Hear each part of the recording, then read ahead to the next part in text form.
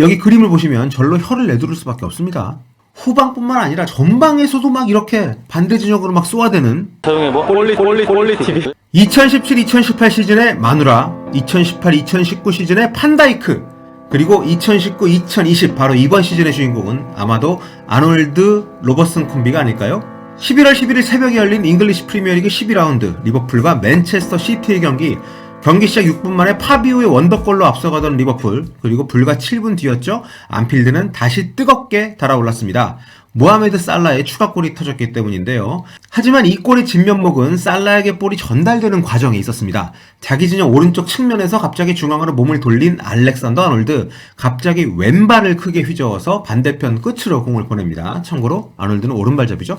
아놀드가 쏘아올린 공은 맨시티 진영 오른쪽, 그러니까 리버풀의 왼쪽 공격 진영에 떨어집니다. 어느새 빠른 스피드로 이 공간을 차지한 리버풀의 레프트백 로버스는 그 공을 지체 없이 왼발로 감아차서 올립니다. 이른바 기가 막힌 얼리 크로스였죠. 때마침 오른쪽 측면에서 문전으로 쇄도하던 모하메드 살라가 이 공을 머리로 받아 넣습니다. 이건 저작권 문제 때문에 영상을 함께 보여드리지 못하는 게 좀 아쉬운데 유튜브는 여기 링크로 걸어둘게요. 이 골은 세계 축구계를 다시 한번 놀라게 한 명장면입니다. 그리고 골을 넣은 선수가 아닌 그 과정을 만든 선수들에게 격찬이 쏟아지게 만든 아주 드문 순간이었죠. 어쩌면 살라는 조금 억울할 수도 있겠네요. 맨시티가 이 두 풀백에게 휘둘렸던 것이 이번이 처음은 아닙니다. 가깝게는 지난 1월 3일이었죠.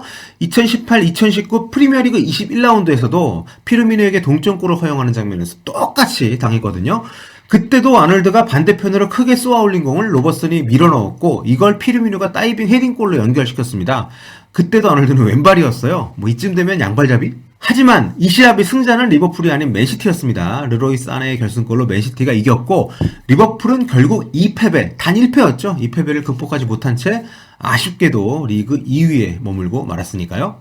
바야흐로 리버풀의 양쪽 풀백 알렉산더 아놀드와 앤디 로버슨의 시대입니다.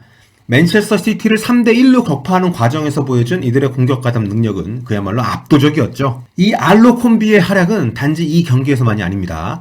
그림을 좀 보면서 말씀을 나눠볼게요. 이날 두 선수가 직접 주고받은 패스의 숫자입니다. 다른 선수를 거친 것은 빼고 둘이 직접 주고받은 패스만 따진 건데요. 세상에 어떤 풀백 조합이 경기 중에 이렇게 자주 패스를 주고받을 수 있을까요? 정말 엄청난 선수들 아닙니까? 얼마 전 토트넘과의 경기에서도 대단했습니다. 정말 이 숫자들을 보십시오. 어떻게 한 경기에서 이렇게 풀백들이 서로 직접적으로 패스를 이렇게 많이 주고받는지. 축구 해설자로 활약 중인 잉글랜드 레전드 라이트백이죠. 게리 네빌도 이 경기를 보고 이런 얘기를 했습니다. 리버풀의 풀백들은 한마디로 센세이셔널합니다. 사실 리버풀의 풀백 콤비가 이렇게 주목을 받은 것은 어제 오늘 일이 아닙니다. 지난 시즌에도 이 둘의 존재는 리버풀의 압도적 공격력과 안정적인 수비력을 대변하는 것이었으니까요. 그 중에서도 두 선수에게 쏟아지는 찬사의 대부분은 아무래도 엄청난 찬스 메이킹 능력에 있습니다. 리버풀의 최전방을 책임지는 화려한 공격수들에게 그야말로 어마어마한 킬패스를 넣어주고 있으니까요. 지난 시즌 와포드전이 상징적입니다. 리버풀이 5대0으로 대승을 거둔 이 시합에서 두 선수는 이 5골을 모두 어시스트를 했습니다. 알렉산더 아놀드가 3개의 어시스트를 기록을 했고요. 로버스는 2개의 어시스트를 차지했죠. 포백 시스템을 주로 쓰는 리버풀에서 두 선수의 포지션은 당연히 수비수로 분류가 됩니다. 하지만 클롭 감독은 둘에게 공격의 자유를 부여했고 또 독려를 했고요. 그 결과 지난 시즌 프리미어리그에서 두 선수가 함께 만들어낸 어시스트는 무려 23개입니다. 아놀드가 12개, 로버슨이 11개를 기록을 했죠. 지난 시즌 도움왕을 차지한 첼시의 에당 하자르가 15개를 기록을 했으니까 이 둘을 수비수로 부르는 건 어딘지 어색하지 않을까요?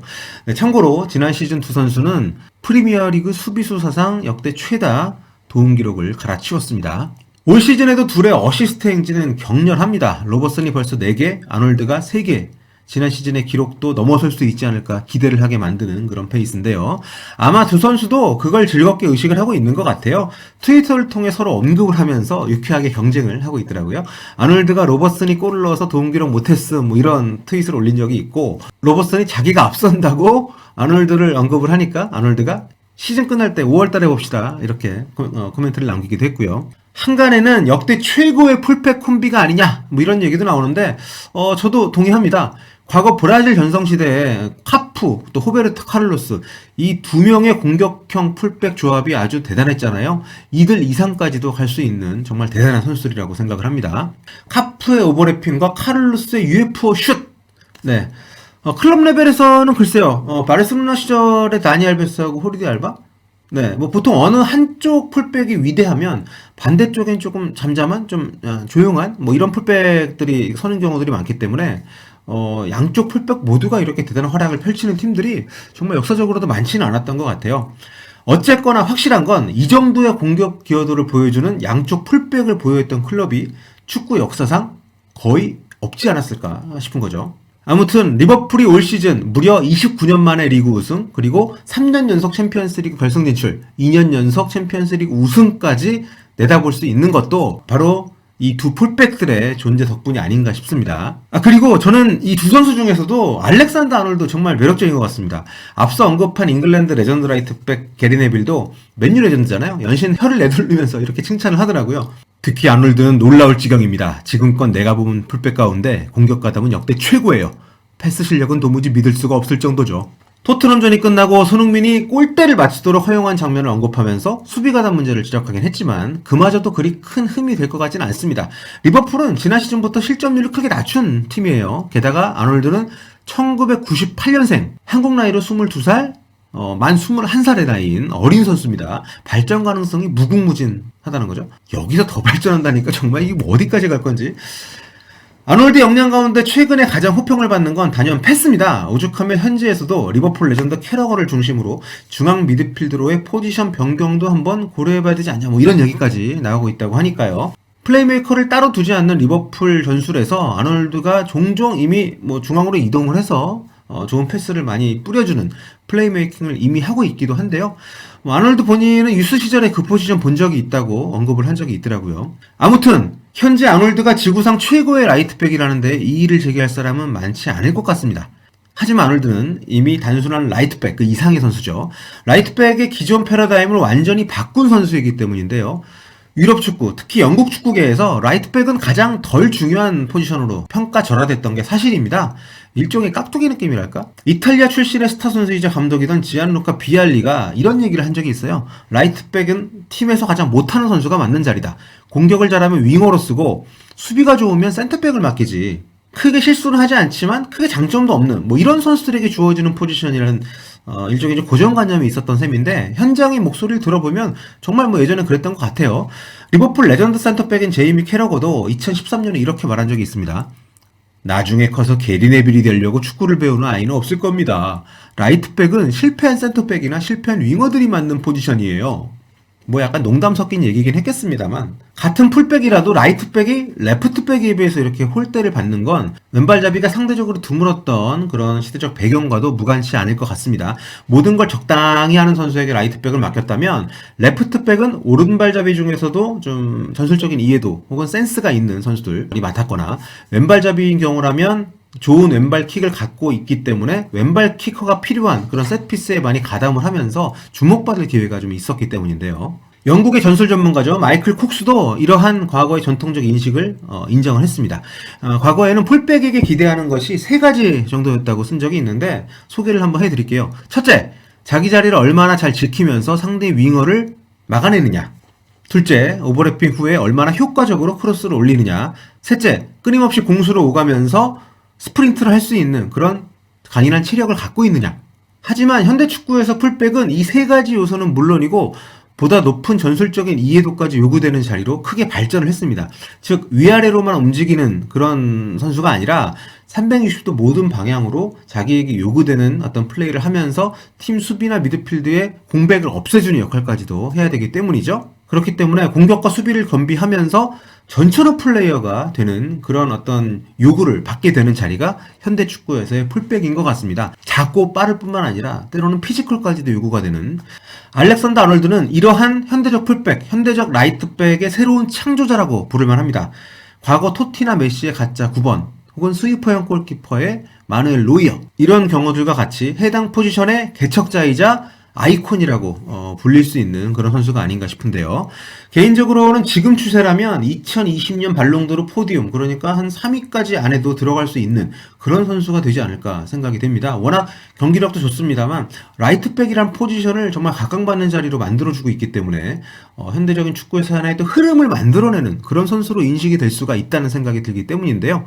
과거에도 고정관념을 깬 라이트백이 존재하긴 했습니다. 바르셀로나의 다니엘 알베스, 바이에른 뮌헨의 필립 람 같은 선수들이 대표적일 텐데요. 최고 수준의 센터백과 수비형 미드필더들의 지원을 받아서 수비 부담을 좀 덜 수 있었다는 점에서는 아놀드하고 공통점이 있는데요. 다만 두 선수와 달리 아놀드가 속한 리버풀은 쿠티뉴가 떠난 뒤에 플레이메이커를 따로 채용을 하지 않고 전술을 운영을 하고 있는 팀입니다. 그렇기 때문에 아놀드가 중간중간 플레이메이커 역할까지도 맡으면서 대지를 가르는 패스를 막 쏘아대는 거죠. 아놀드의 롱패스 횟수는 경기당 5.2회입니다. 팀 내 최고 수준이고요. 경기당 키패스도 3.5회로 이 분야 리그 전체 1위인 3.9회의 맨시티 미드필더죠. 케빈 더브라이너에 필적하는 유일한 선수입니다. 여기 그림을 보시면 절로 혀를 내두를 수밖에 없습니다. 후방뿐만 아니라 전방에서도 막 이렇게 반대 진영으로 막 쏘아대는 이런 과감한 패스를 수시로 뿌려대거든요. 참고삼아 12라운드 같은 라운드 다른 주요 팀들의 오른쪽 풀백, 라이트백들의 그림도 제가 한번 모아봤는데요. 뭐 비교가 되지 않죠. 경기당 한 번도 사실 저렇게 반대쪽 풀백, 반대쪽 윙어를 향해서 볼을 뿌려주는 경우가 풀백들한테 잘 없거든요. 이런 플레이를 펼치면서 지난 시즌에 아놀드가 기록한 어시스트는 모두 12개인데요. 팀 내 미드필더 누구도 그 3분의 1조차 어시스트를 기록하지 못했습니다. 도움형 스트라이커라고도 부를 수 있는 호베르투 피르미누가 절반 정도 차지한 게 최다니까요.